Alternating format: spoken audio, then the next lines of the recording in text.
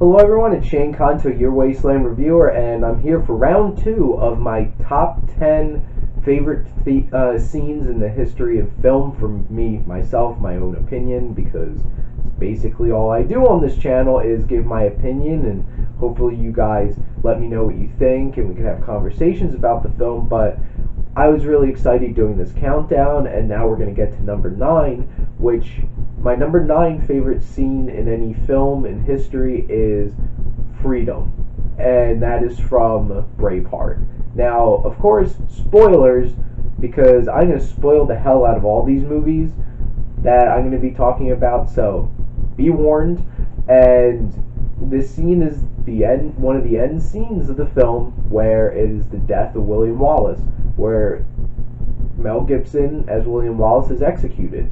And this scene is hard to watch, and as they torture him, and this inquisitor is trying to get him to confess his sins, and this is one of the moments where Mel Gibson really stands out as the kind of actor that he knows how to play, and that is being unbelievably vulnerable.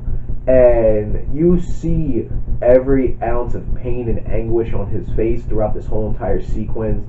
And because the thing is, Mel Gibson plays off that very masculine character in a lot of his films, but there's this intense vulnerability that is there too. We really get the show in Lethal Weapon, and you see that in this scene and him dealing with all of this, and it keeps cutting back to different main characters throughout the film, including his two friends who are out watching this, Hamish and the Irishman, and they're sitting there just with their cloaks over their heads, just like the life sucked out of them as they watch their friend being tortured to death, and them just hoping that he pleads, just confesses so that they can give him mercy. And then you cut back to this. During this sequence, it keeps cutting back to the King of England and him slowly dying, and his son's wife, the princess from France, who William Wallace has an affair with and apparently has his child. It's not really what happened in history, but who gives a crap, because Braveheart's amazing. Who needs historical accuracy in a historical drama? This is basically just like fan fiction of history, but it's amazing fan fiction of history. But her confronting him on his deathbed is so powerful, and he's just like choking there, can't speak, and just him suffering along with William Wallace for two very different reasons, and one being so guilty, and one being yes, he's being punished for, he did kill people, but he was fighting for freedom of his people against injustice, and he doesn't deserve what he's going through.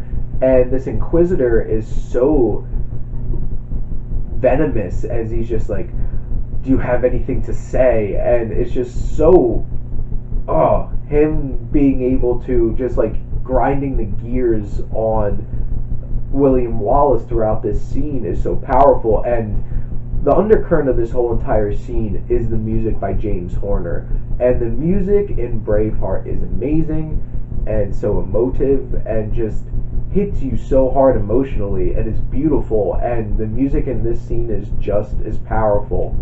And you're building up, and then William Wallace finally wants to open his mouth, and it's like the prisoner has a word to say, and when he screams out freedom, and it's just like the music swells and everything just hits you all at once. It's so powerful, and it's just in your face, hits home on what this whole entire film is trying to portray, of freedom from tyranny. And in that moment, you feel all of that energy, every last bit that William Wallace has left, one last battle cry. And not gonna lie, I've quoted that scene so many times, especially every time I left Corner Bakery where I worked for almost the whole entire year. I just wanted to scream freedom after all those shifts. But it's one of the most iconic scenes for me, and lines in the history of cinema is just one word: and Mel Gibson screaming freedom. And it just hits so emotionally, and at that moment the king died. It cuts back to the king, and he is finally dead. Cuts back to William Wallace, and they're going to execute him. And then we get this slow motion moment of this beautiful shot of the camera coming up as he's laying down on this cross, and the executioner's axe coming down very slowly, and you keep cutting back to a camera shot right at Mel Gibson's face, and those piercing blue eyes of his stand out so well in this scene, and they're just breathtaking to watch as he looks on and sees his dead wife walking up to him and slowly smiling to him, knowing that they can finally be together again. And that is so powerful, that moment. And the moment where the axe is about to hit him and it cuts away to this low angle shot of, and honestly one of the most beautiful shots I've ever seen in a film, is the one hand of William Wallace hanging off the edge of this cross with that piece of cloth from his wife falling out of his hand and just falling straight down up against the blue sky. It is just breathtakingly beautiful, and one of the most iconic things that I can remember in any film. It's one of my favorite shots in any film because it just feels so beautiful, and with the music and everything, it just brings it all together. And it's just such a powerful moment to portray all this suffering that William Wallace has been through, and that moment of release, and it just falling there and you feeling all of that emotion all at once, and everyone in that audience watching on feeling that same relief as they become so uncomfortable watching the suffering that he's going through, his friends being relieved that he's no longer in pain, and William Wallace finally letting go and being able to move on and be with his dead wife again. And I don't know what else to say about this scene. It's absolutely beautiful, it's breathtaking, and it's just, the cinematography by John Toll is so great and does such a fantastic job.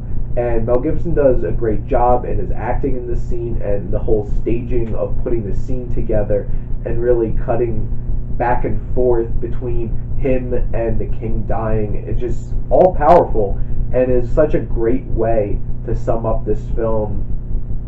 And then you have that last sequence of them on the battlefield, but this truly was the big moment at the end of Braveheart, and that's why I love it so much. And if you haven't seen Braveheart, go watch it. It is like a 3-hour movie, but it's so worth it. I'm just going to warn you, it's extremely violent, like most Mel Gibson movies are. Especially if you saw Hacksaw Ridge, you know. So I highly suggest checking out Braveheart if you haven't seen it, and keep on checking back in each Monday as I keep counting down my top 10 scenes in film. And thank you, and keep on watching and let me know what you think.